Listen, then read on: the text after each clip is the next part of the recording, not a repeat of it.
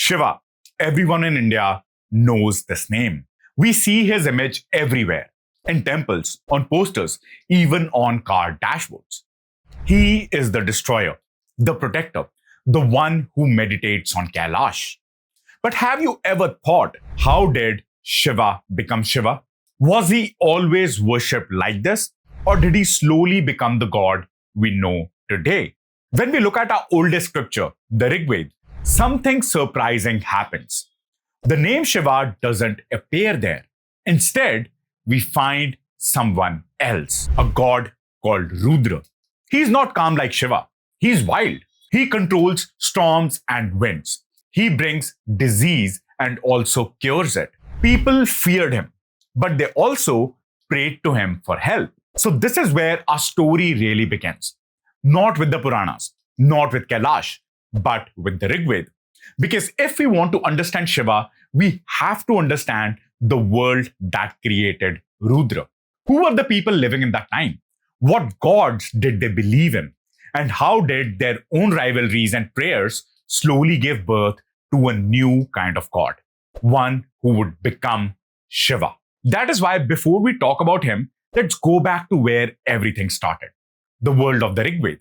No dates, no colonial timelines. Only the words that have survived and the stories hidden between them. We hear the word Ved all the time, but very few of us really knows what it means. So let's keep it simple. The Rig Veda is not one book written by one person. It's a collection, 10 big sections called mandalas. Think of them like 10 notebooks, each belonging to different family of sages. These families weren't monks sitting in the caves. They were part of real kingdoms, advisors, poets, astronomers, and teachers who served the early rulers of the Northwest. And here's where it connects to the story we explored in our last episode. The 7 sages or Saptrishis. They were the ancestors of these families. After the flood, they were remembered as one who preserved the old knowledge, the roots of civilization. Their descendants were the ones who finally composed the Rig Veda. It was their way of making sure that if another flood ever came, the wisdom of the past would never vanish again.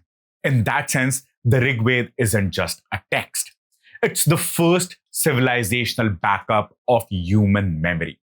And that's why the ancient Indian tradition came to be called Sanatan Dharma, the eternal path. Because even the rishis knew that this knowledge was timeless. It existed before time itself, and it was meant to survive time itself. The 2nd to 7th mandalas are called the family books. These are the oldest layers in the heart of Rig Veda. Mandal 2 was written by the Gritsamada clan of the Bhrigu tradition. Mandala 3 by Vishwamitra and his lineage, the same family that gave us the famous Gayatri Mantra. Mandal 4 by Vamdeva and Gautam families. Mandal 5 by Aitris. Mandal 6 by Bhardwaj, powerful priest of Puru kings. Mandal 7 by Vishisht. Later came Mandal 8 and 9. And finally, Mandal 1 and 10, which act like a front and back cover, added much later when all these lineage decided to seal their collective memory. What's fascinating is how they kept it alive. For thousands of years, nobody wrote it down. Every sound was memorized and passed on by voice. Children grew up chanting not just forwards and backwards in mirrored patterns so that no syllable could ever be lost. Imagine a human voice blockchain thousands of years before computers. That's how the Rig Veda survived. Now, what kind of world were these people describing? They lived close to nature and everything around them was alive with personality. Agni the fire carried message to heavens. Indra controlled the storm and brought rain.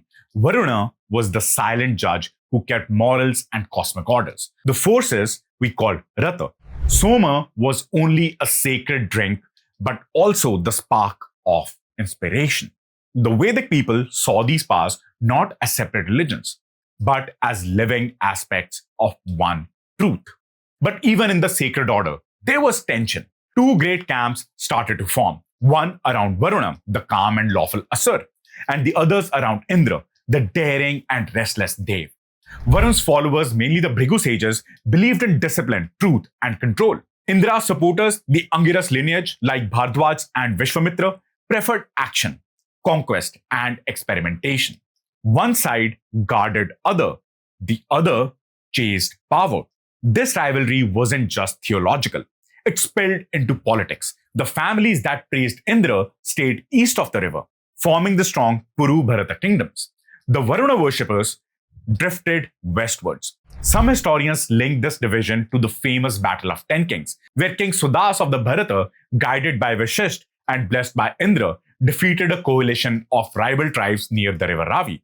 After the war, many western tribes like the Anu and Dhru moved away. Over centuries, their tradition became the Iranian and even early European branches of the same culture. Within India, Indra's side won, at least for a while. He became the king of gods, the heroic thunder wielder who protected kingdoms and rewarded courage. But even in those hymns, something else began to stir. Between Varun's clan's justice and Indra's noisy thunder, another presence quietly appeared. Not a courtly god, not a social god, a loner, a god of mountains and winds, one who could bring disease or even heal it, who lived outside the villages, yet heard every prayer whispered in fear. That was Rudra. We'll come to him soon, but remember this backdrop. The 10 mandalas, the lineage, the rivalry of Indra and Varun, because only in the stormy world could a figure like Rudra be born. The god of outsiders, the bridge between fear and compassion, the one who would much later evolve into Shiva. The earliest hymn about him is in Book 2, Hymn 33, written by the Bhrigu family. They call him Kapradin, the one with tied hair. They call him Bhejjapati, the lord of medicines. They call him Shiva, meaning gentle and kind. This is the first time the word Shiva appears in any Indian text. It was not a name yet, but an adjective for Lord Rudra. In Book 3, written by Vishwamitra family, Rudra is praised again. They call him strong, protective, and important for success in war.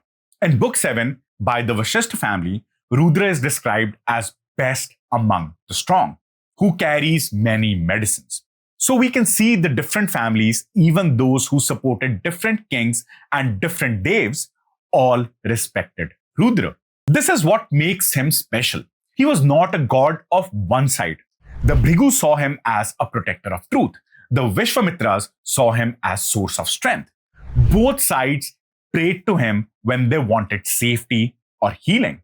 He stood between all camps, not against one, not for anyone, just above all of them.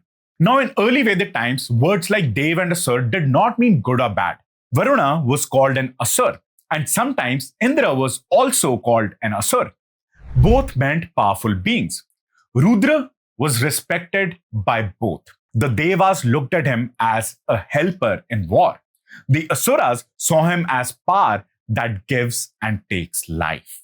That is why even when Devas and Asuras later became enemies, Rudra stayed respected by both. He lived outside the villages in the mountains, forests, and wild places. He was called Ugra, meaning fierce, and also Shiva, meaning kind. He could bring disease but also remove it. He could destroy but also protect. That balance, that idea had one power that none other gods could do. And our Shiva actually begins here. Over time, Rudra became more loved. In the Yajurved, in the Shatra Rudra hymn, people call his name in all directions. Salutations to Rudra in the mountain, in the rivers, in the forest, and in the villages. Now he's not an outsider anymore. He's everywhere, in nature, in people, in thought. And finally, in the Shvetashvatra Upanishad, he becomes the highest truth himself. Rudra is one. There is none beside him. Here, the wild Rudra becomes the peaceful Shiva, the one force behind everything. Or maybe you can say the one force rishis were not able to understand previously. So this is how Rudra grows inside the Vedic world, from a god people feared to a power they began to love. But our story, it doesn't stop with the Vedas, because while these hymns were sung, another world was also alive. A world of cities, seals and stones, the Indus Valley, the oldest civilization we know of. And what's interesting, the sign of Rudra, or what looks very close to him, appears here too. So now from the worlds of Vedas, let's move to the stones of Indus Valley to see what they tell us about the god who became Shiva. In Harappa, Mohenjo-daro, Rakhigarhi, and other urban cities of the Indus Valley Civilization, archaeologists found thousands of small objects here: pots, tools, jewelry, and tiny seals used for trade.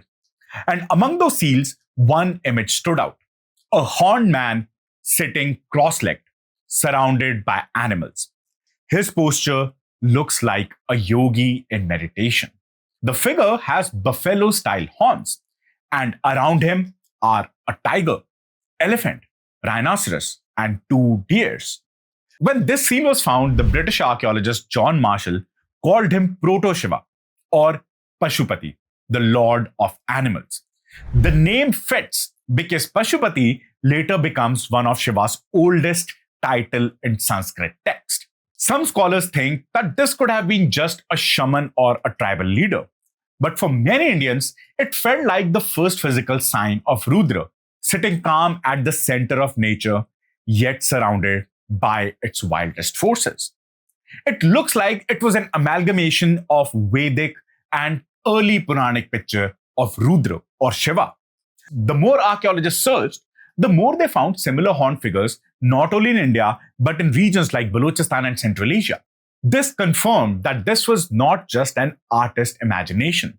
Across this whole region, people seemed to worship a horned deity who ruled over animals, storms, and fertility. In India, the idea survived as Rudra Pashupati, the protector of life in the wild. But when we look at Central Asia and we look at Balochistan, and if we go back approximately 2,500 years, we see the same evolution. Shiva appears again in Central Asia and Balochistan. So when we look closely, the symbols match. The horn is for Rudra's wild power, and hair knot called Kapradhan. The bull and buffalo figures in Indus art connects easily to Nandi, the bull that later became Shiva's companion. Animals around the seated figure points to control over nature, and that's what Shiva stands for. And even the sitting pose looks like early yoga. The Adiyogi and the trident-shaped marks seen on some seals look very close to what later becomes Shiva's Trishul. And what's interesting about Indus Valley is that they did not have giant temples or statues of king. They worship seen personal, done at home, and small shrines, and through symbols carved on seals. Many of those seals also show a mother goddess figure, which means they probably believed in the balance of male and female energy. The same idea that will later appear as Shiv Shakti existed in Indus Valley. So the spirit of the Indus people was not about power of hierarchy. It was about harmony with nature, the same balance we find in Rudra between destruction and protection. And now this should not be an alien theory to you, because everyone knows that Indus Valley was the most peaceful civilization of its time. So when we put all this together, this actually doesn't seem like a coincidence and more like a continuity. The Indus Valley gives us the picture and the Vedas gives us the voice. Rudra was perhaps not a new god created by the poets, but a very old memory of a mountain spirit, a healer, a strong bringer who had already lived in the minds of people long before writing began. The Rig Veda preserved his name. The Indus Valley preserved his image. And together they tell a story of how the earliest god of wild slowly began his journey towards becoming Shiva. From the ruins of the Indus Valley, now let's move forward in time to the age when people began asking deeper questions about life, death, and the self. Now, the same Rudra who once lived in the forest enters the world of philosophy. The later Vedic texts like Yajurveda, Atharvaveda, and Shvetsvatra Upanishad, his image slowly changes. In the Yajurveda, a long hymn called the Satrudra lists 100 names of Rudra. The early people asked him not to harm them. Now they call him from every direction, from mountain, rivers, villages, and hearts. He is no longer an outsider. He's everywhere. The word Siva means the kind one, and now it starts to begin be used for him. This is how Rudra becomes Shiva, a sound, a characteristic, a power that resides in nature, everywhere. And by the time of the Upanishads, the tone changes completely. The Shveswatra Upanishad declares Rudra is one, and there is no one beside him. He is no longer a storm or a healer. He becomes a single entity, a reality, the Atman, the self that lives in all beings. The roar of Rudra becomes silence of meditation. Now the god has completed his entire form. Later texts like Mahabharata and the Puran built on this foundation. They started describing stories that explain his nature, the poison he drinks during the cosmic churning, the dance of creation and destruction, the calm face of a yogi, and the fierce form of Bhairava. These stories are not random. They are a way of teaching the same idea from the Upanishads, that life and death, creation and destruction, are two sides of one truth. And that truth is Shiva. As centuries passed, the idea spread in many directions. In the south, the Pashupati sect worshipped him through meditation and sound. In Kashmir, philosophers like Abhinav Gupta describe him as pure consciousness, Chit Shakti, the energy that created the universe just by being aware. In villages and mountains, people still pray to him as Bhairava or Mahadev. But whenever he sits in silence or dances in fire, he remains the same being. The power that destroys ignorance and opens the mind to stillness. So when we look back now, the journey becomes clear. In the Vedas, he is Rudra. In Upanishads, he is Shiva. In Puranas, he is Mahadev. From fear to love, from storm to silence. This is how India's oldest memory of nature turned it into the one almighty truth of Hinduism. And that brings us to the end of the journey from Rudra to Shiva. In this video, we have tried something a little bit different. Instead of just telling stories, we followed the evidence. From the hymns of Rigved to the stones of the Indus Valley, and from there to the philosophy of the Upanishads. If you like this deeper research-based style, tell us in the comments. Your feedback really helps us decide what kind of stories we should build next. And also let me know, should we do a deep dive on the split between Asuras and Devas? How two sides of the same divine family became rivals across centuries? It's one of the most misunderstood story in Indian history, and it connects directly to what we saw today. And if you haven't watched our Indus Valley episodes yet, that's a perfect next step. It'll give you a clearer picture of how India's first cities might have shaped the earliest form of Rudra. You'll find the link right here on the screen and in the description. Thank you for watching. This is it from my side. Stay curious, my friends. Om Namah Shivaya.